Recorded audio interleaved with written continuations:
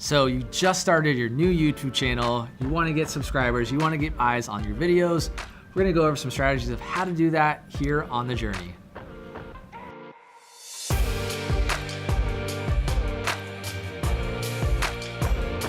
All right, so you're an entrepreneur who's finally decided to start investing in YouTube.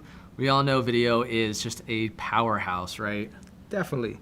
About 33% of all online activity is spent watching videos. I know I watch a lot. Do you? I watch it basically all day. Exactly. Even in the US, an estimated 85% of all US audiences are on the internet watching videos. But of course, if you're watching this, you already knew that. Right, so we're not gonna sell you on the merit of video. Instead, we're gonna talk through different strategies to increase your YouTube subscribers. So in getting more subscribers, you wanna make sure you have a channel. So you wanna first, of course, create your channel. Think of focusing on something unique and an engaging experience, making, for instance, an icon that's identifiable, unique, and recognizable. Yeah, definitely. And within your channel, there's a place to create a trailer. Now, this trailer is typically 30 to 60 seconds that will essentially tell your potential subscribers, even existing subscribers, what it is that you do and what you stand for. So when creating your trailer, we recommend basically creating a little bit of a highlight reel of all your best content, because this is typically what people are gonna see first when they come to your channel. Now, Brian Dean of Backlinko has a bit of an acronym that he uses to basically create that killer channel, and that's called TOP. So starting with T, that's your target audience. So when you basically introduce who you are and what you do, talk to your target audience. If you create killer content for service-based providers, introduce them and talk to them directly. That way, when they see your video and they hear it, they're like, okay, cool, this is for me. So they feel like they're included. Absolutely. And then O is your origin story. What makes you unique? What is it about you, right? That's really gonna compel your audience, and what's that story look like? And then lastly with top is P, and that's for your pitch. With any of your videos, especially your trailers, you really want to basically just give a pitch, whether that is to subscribe to your channel, watch the first video, whatever that looks like, have a pitch in your video. It's your call to action. All right, now that you've created your channel, you wanna start thinking about how you can customize your page. For instance, you can have a unique header. So for me, I'm a public speaker, so I may want to have something where I'm talking. You know, Right. you see people, see me on stage. But then also, another very important about who I am is my wife. So I have a nice picture of her and I together. So it shows people how unique you are. Also, different things on your page can be moved around. Your playlist, you can have some of your most unique and intriguing videos at the top to encourage people to click on those as well. Yeah, ultimately you want to be very strategic about what you do with your page, since many people go to your page first to see what you are and what you do. So you want to have basically pictures of what you're doing, those most prominent videos, everything there strategically. So next is writing a channel description. This is your opportunity to tell them a little bit more about yourself. It's like a bio. You know, you talk about who you are, what you stand for, what you're going to be talking about, and you can even put some calls to action. You can have links to your other social media or maybe your website. So next is your channel description. Now this is your opportunity to give you a little bio about who you are. Also, you can add a call to action, like going to your different social media links or even your website.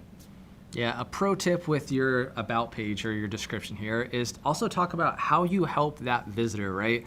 It's not always about me, me, me. It's really what can they get from your channel? So in the same vein of answering pain points, you want to make sure that your videos are optimized to actually speak to those.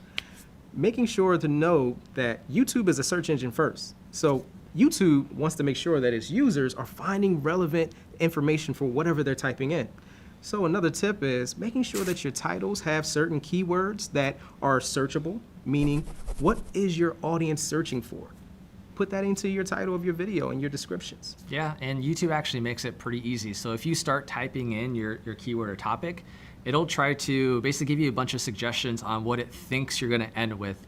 So your title could essentially be that, because that's what other people are searching for. So another little tip, add a transcript. It may be a little easier for some of your audience to just read through, or also some of your audience could be speaking a different language. This makes it a lot easier for everyone across the board. Other things to add are thumbnails, and also, what would you say, Neely? Yeah, definitely make sure your description is on par. Add some content there in case they want to kind of get the synopsis of the video itself and have a call to action in that video. But you mentioned thumbnails. So what a lot of people struggle with is they'll create their video and then try to capture a thumbnail from within the video.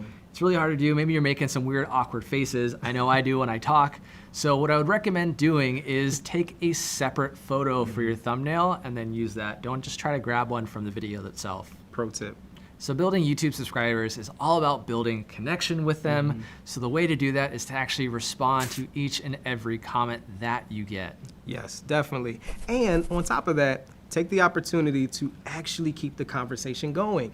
It's more than just saying, hey, thanks for leaving a comment or thumbs up emoji. Ask questions, make it conversational. Let that person know that you are really interested and you're appreciative that they reached out and left you a comment. That's going to be beneficial to let people know that you care about them and also encourage people to continue to subscribe. Right. So if you think about like some of the YouTube channels that you watch, even if they're super popular, if you've added a comment, has that person ever replied back to your comment? How did that make you feel? You could essentially do the same thing with your fans. As we said, subscribers are people too. While this might sound counterintuitive, but we do recommend you actually go on other people's channels and other people's videos and add comments to other people's comments and continue those conversations and show that you're an authority in the field.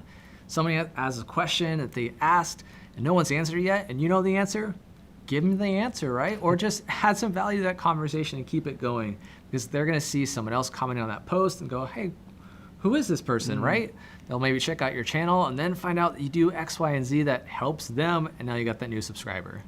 Exactly. And another tip is competition, no, collaboration. Don't think of actually helping someone else out as you're just helping out your competition, but think of it a way as introduction to potentially collaborating with that creator and you're both able to grow your audiences at the same time. Yeah, there's definitely that cross-promotion aspect there. Now, the next thing you need to do to really boost your YouTube subscribers is to use your video real estate. This is everything from the end screens to the watermarks, all the way to those info cards up above. Oh, look there. Yeah. The real estate on your video can be a useful place to entice people to subscribe. So don't remember the watermarks and info cards while you're creating these videos. And also the end screen is a good pop-up that happens over your video that can also entice them to subscribe or click on other videos to view later. Yes, and when you go ahead and add those videos on, make sure whatever video you're recommending them to watch is similar to the video that they've just watched. That's a good point. If they're watching something on how to increase their YouTube subscribers like this, cool, make the next video something about YouTube, not about digital marketing strategies for your website. It just doesn't make sense. It's not that good transition that you're gonna want to really entice them to keep watching. So next, ask for subscriptions. Speaking of, subscribe now if you haven't already. The time for subtlety is gone. You have to let people know what you want them to do. So asking for subscriptions is completely normal. Yeah, and our attention spans are nothing, right? I know as a millennial, What'd you I'm say? all over the place, but 20% of people actually bounce 10 seconds into the video. So you wanna have those call to actions early and then also at the end of the video. Subscribe now. So next tip, use social media. It's great to be able to cross-promote on other channels like Facebook, Twitter, but do know those sites don't necessarily like for other links taking you off of those pages, because just like YouTube, they want people to stay on the platform. Right. But do know, native video is actually encouraged. So instead of just sharing a simple link on a Facebook post, you want to share some of your own native video from your YouTube video on that post. Say your video is, say, 10 minutes long, a good 2 to 3 minute segment of that video in that post, and in the caption, then share the link. Yes, we said they don't like links, but having that native video will still help out with your organic reach and encourage people to click on that link to see the full video. Yep, and it'll definitely entice them, especially if you're creating killer content. They'll see the first 2 to 3 minutes. They're like, wait, I do want to see more, so they'll click that link, and they kind of counterbalance each other, right? It hurts if you link off, but it also helps if you add those native videos, so it washes out. Figuring out how to really grow your YouTube channel and subscribers takes a ton of time and commitment, but I promise you it's worth it. Well, that's a wrap. You just learned how to increase your YouTube subscribers. Make sure you like this video and share it with someone.